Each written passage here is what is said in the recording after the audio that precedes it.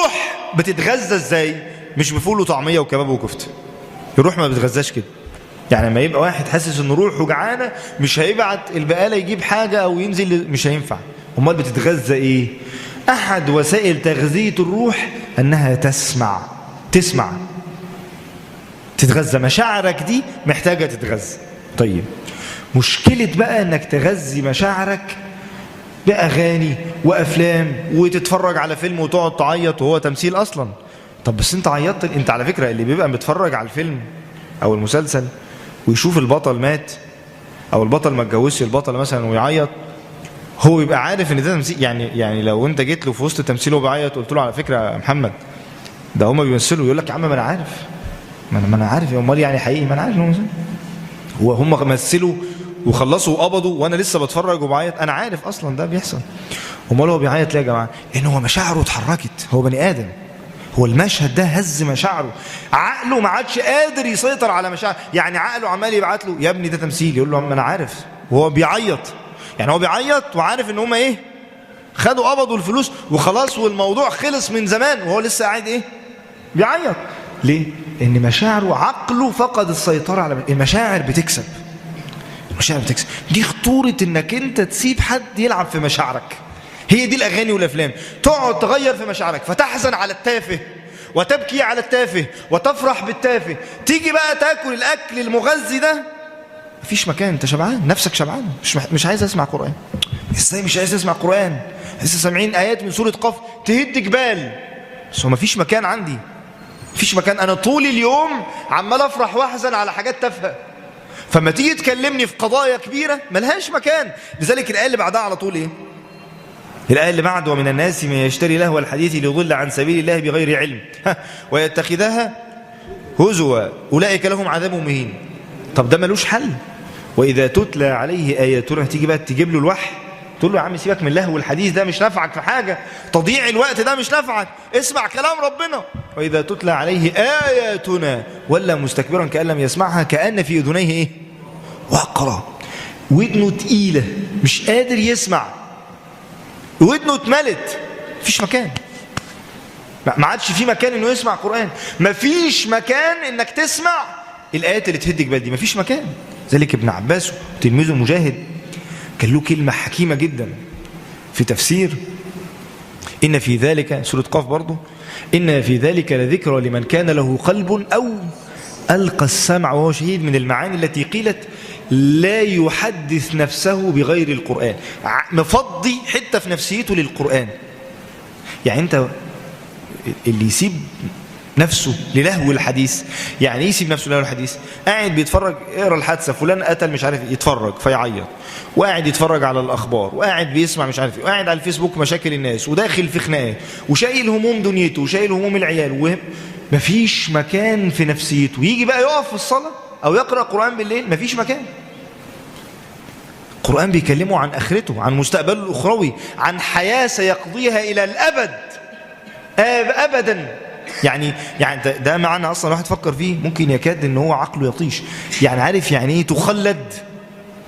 احنا لسه برضو سامعين في ركعة تانية لا يموت فيها ولا يحيى والعياذ بالله.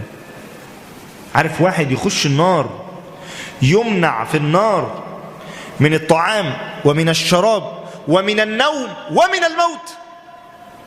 طب هو عايز يموت، مش هتموت. يعني واحد يعني بيقول موتوني، مش هيموت، يمنع. وده أحد معاني العذاب أصلا لغة، اللي هو المنع، أن تمنع من كل شيء حتى من الموت والعياذ بالله.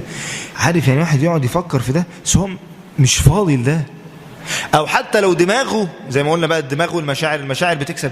دماغه بتفكر بس هو مشاعره ملهية بلهو الحديث.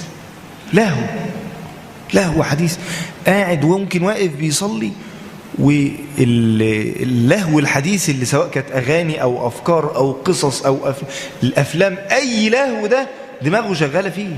مشاعره خلصت، ما عادش عنده مساحة انه يعيط على الجنة والنار، ما عادش عنده مساحة انه يعيش مع النبي صلى الله عليه وسلم والصحابة، ما عادش عنده مساحة نفسية لده. دي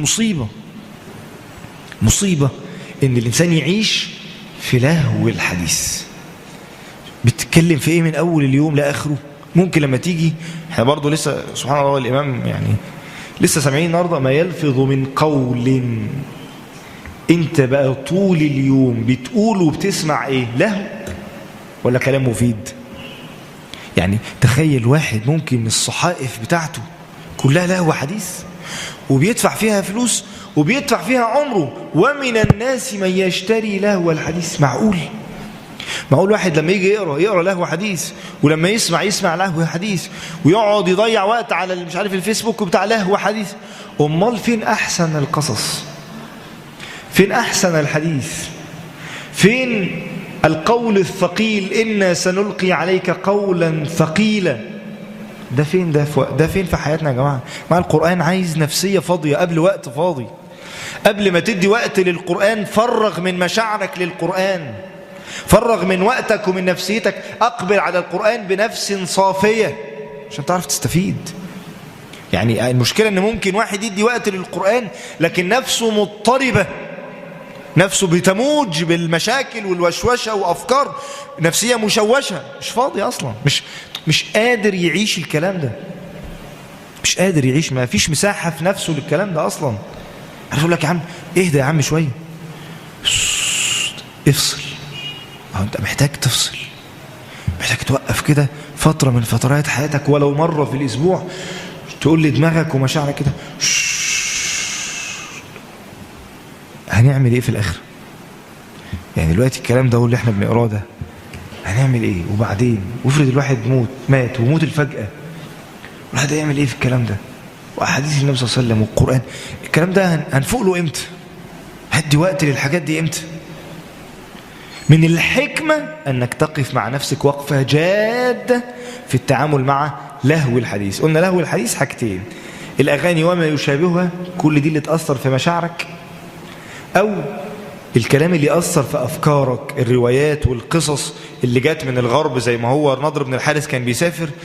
يبقى أي حاجة تغير في أفكارك أو تغير في مشاعرك وتبعدها عن القرآن، ده اسمه إيه؟ اسمه لهو حديث.